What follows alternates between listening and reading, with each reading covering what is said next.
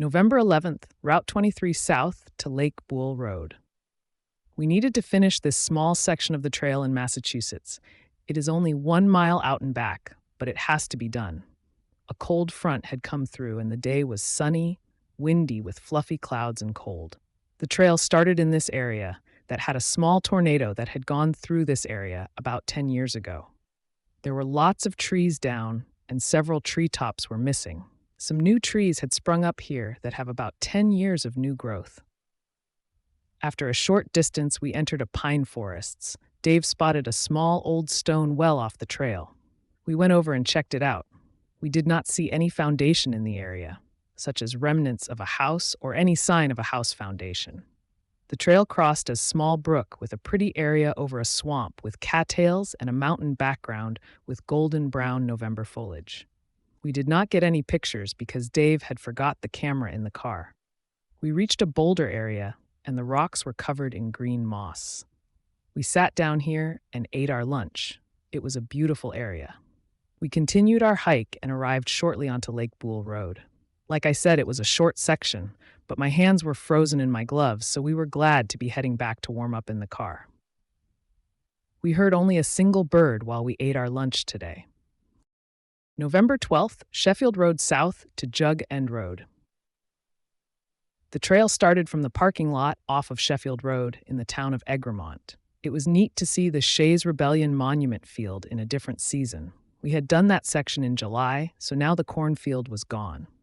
Across the road from the field, we entered a marshy wet field area with a long boardwalk and a couple of interesting footbridges. There was lots of bird activity around us. This area was good for November, but would be horrible in the summer. We passed a couple of big oak trees, and one was a really big old one that you would see around farmlands. It is nice this area still has mostly farms. We went into a hardwood area and climbed a little and passed a new house with barking dogs. Then we went into a beautiful pine forest. The hardwood forest is beautiful with the November leaves on the ground, nice and crispy. We next entered an open field with farms and emerged onto Route 41. We crossed the road and went around a fence with an opening designed to keep cows in, but with just enough space to allow hikers to walk through. We saw a red barn with some sheep outside near it. The trail went through the field and then entered a pine forest, and in just a short distance, maybe a mile, we emerged onto Jug End Road. This is a dirt road with plenty of space on both sides of the road for parking, maybe 10 vehicles. Lots of vehicles were already parked here.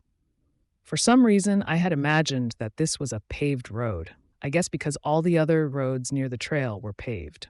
We crossed the road and climbed up a short distance and sat down to eat our lunch. We had not seen anyone on the trail all morning, but we met 2 male hikers who were backpacking one night on Jug End and were heading back. They asked us if we had seen their car parked on Route 41 because they could not see it from the top of Jug End and were concerned that someone might have stolen it. We told them that we did see one car parked on Route 41. On our way out, we saw a father with a bored little girl and a boy who was playing with a handheld video game. We also saw a well-dressed couple with 2 Rottweiler. They were carrying coffee cups. We picked some dried flowers, milkweed pods, some cattails, and some berries for our Thanksgiving arrangement. The fields are great for bird watching. We heard a lot of different kinds of birds, but did not see any, nor did we see any other wildlife on the trail today. It was a nice day with beautiful blue skies and temperatures in the 50s. A great November day, one of our best. When we reached our car, the father with the 2 children were in the parking lot. The girl was asking if she could drink the muddy water in the parking lot. Her brother said that he did not know. You see the strangest people on the trail. November 13th, Jug End Road South to the Elbow Trail. It is my birthday, and the trail started out with a climb and leveled out briefly, and then climbed more steeply up the top of Jug End. We had got used to mountain climbing from a lot of hiking this past summer in Maine and New Hampshire, so this climb was okay, except for the leaves that we were slipping on over the rocks. The climb was going slowly. The top of Jug End had great views, and the trail continued to climb. This whole area was nice with lots of views along a rocky ledge with lots of different type of pines. We saw lots of birds that were eating the pinecone seeds.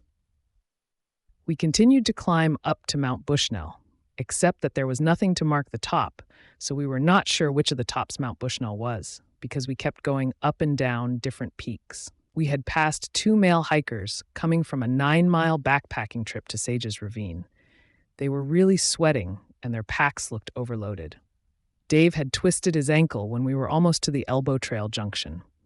We had started to believe that we would not make it to the junction as it was getting late. But finally, we saw the sign. It was in a nice area, and we sat down on a log and ate our lunch here. We headed back, and the sun was beginning to cast shadows over the distant mountains, and the view was beautiful with the changing of time. The late afternoon sun felt great and was warming our backs, and the birds in the pines had sounded neat. A runner had flew past us on the way out. I had heard a noise and saw a grouse walking a distance in the brush. Dave did not see it. As we were heading down the trail, I was a little ahead of Dave as he was filming, and I had heard the sounds of beating wings, and a large bird took flight off a pine tree and over the cliffs.